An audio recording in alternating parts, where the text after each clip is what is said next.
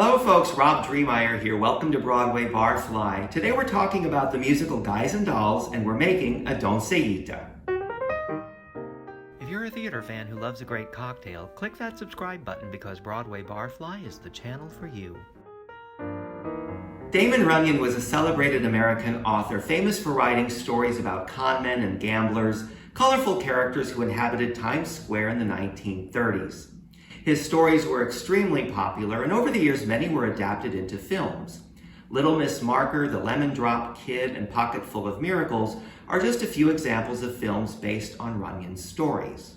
In 1948, the Broadway producing team of Cy Feuer and Ernest Martin had a hit with their musical Where's Charlie? When they went looking for their next musical project, they turned to the stories of Damon Runyon. They optioned two of his stories that were eventually transformed into the musical Guys and Dolls. They hired Frank Loesser to write the score. He was also the composer of Where's Charlie? And they hired the screenwriter Joe Swerling to write the book. When creative differences arose between the producers and Swerling, the producers let Swerling go and they replaced him with Abe Burrows. When Abe Burrows came on board, he scrapped Swerling's work and started from scratch. And even though none of Swerling's work appeared in the final script, he did retain writing credit due to a contractual obligation. The playwright George S. Kaufman was hired to direct and Michael Kidd hired to choreograph, and Guys and Dolls played 41 tryout performances in Philadelphia. It was reported that every one of those 41 performances was different because of the constant revisions being made to the show. The hard work of the creative team paid off because when Guys and Dolls opened on Broadway in November of 1950, it was greeted with ecstatic praise. The critics loved Guys and Dolls. One went so far as to call it the perfect musical. The unanimous rave reviews received by Guys and Dolls are really unparalleled by any other musical before or since. The show, of course, was a big hit. It won 5 Tony Awards, and it played 1,200 performances in its initial Broadway run. There was a very popular 1955 film made that starred Marlon Brando and Frank Sinatra, and Guys and Dolls was the first Broadway musical to ever play the Las Vegas Strip, which was a perfect match because Guys and Dolls is about gamblers. Nathan Detroit runs a floating craps game, and when he needs $1,000 to secure the location for his next game, he bets Sky Masterson for the money. He bets Sky that he won't be able to get Sister Sarah Brown from the Save a Soul mission to accompany him to Havana, Cuba for dinner. Sky does get her to go because he promises to deliver to her 12 genuine sinners for her next prayer meeting. Once they're in Havana, they go to a nightclub. Sky orders a drink for himself, and for Sarah Brown, he orders a Dulce de Leche. Sarah is a mission doll, so she doesn't drink, and she's unaware that what she's drinking is alcoholic. She thinks she's drinking some sort of a Cuban milkshake. When she asks Sky what that peculiar flavor is, he says that it's Bacardi, kind of a native preservative. Well, Sarah Brown enjoys her Dulce de Leche, and she has several more, and she proceeds to get quite drunk. I'm not going to tell you the rest of the story because if you haven't already seen it, it's a must-see. And in spite of its political incorrectness, for example, a man getting a woman drunk against her will, it still remains the epitome of the classic Broadway musical.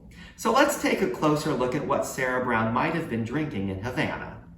Dulce de Leche is Spanish for candy of milk, and it's a caramel-like syrup made by simmering and reducing down sweetened condensed milk. It's used in all sorts of things, but there is no universally acknowledged cocktail called a Dulce de Leche. And we know this thanks to the diligent work of a reporter from the Wall Street Journal. He investigated this very topic while doing research for a feature article he was writing about the 2009 Broadway revival of Guys and Dolls. While he didn't find any evidence of a Dulce de Leche cocktail, he did learn that there was a very popular drink in Havana at the time that was served in all the finest hotels and restaurants called the Doncellita, which was made with creme de cacao and heavy whipping cream. And it's exactly the sort of drink that someone like Sky Masterson would order for someone like Sarah Brown when he didn't want her to realize that she was drinking alcohol. The chocolate flavoring and heavy whipping cream, of course, would suggest that it's akin to a milkshake, and rum is sometimes used as the base spirit for creme de cacao. So all of this got me to wondering why the creators of Guys and Dolls chose a fictitious cocktail to tell their story. Well, the creators of Guys and Dolls are all long deceased, so we can't ask them. But these were consummate professionals at the peak of their career, so it is safe to assume that for whatever their reasons, choosing the term Dulce de Leche was a creative decision. And in the end, it's probably just as well they didn't use the term Doncellita, because in Cuba, Doncellita is slang for the word nipple. And I think it's also safe to assume that the creators of Guys and Dolls would not have wanted their leading lady getting drunk on nipples. To make our dulce de leche, we need creme de cacao and heavy whipping cream. I'm using my homemade creme de cacao. I posted a video recently demonstrating how it's made. If you haven't already seen that video, I hope you'll check it out. It is delicious, it's easy to make, and it makes a great addition to your repertoire of homemade liqueurs. This is a layered cocktail, so we make it right in the glass, and we start with 2 ounces of our creme de cacao.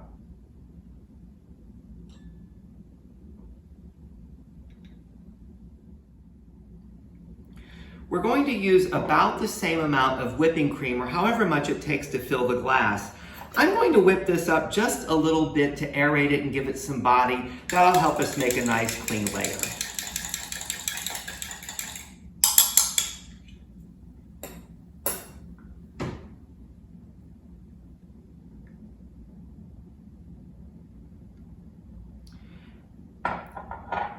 And then I'm going to pour it into the glass right down the back of a spoon, very carefully.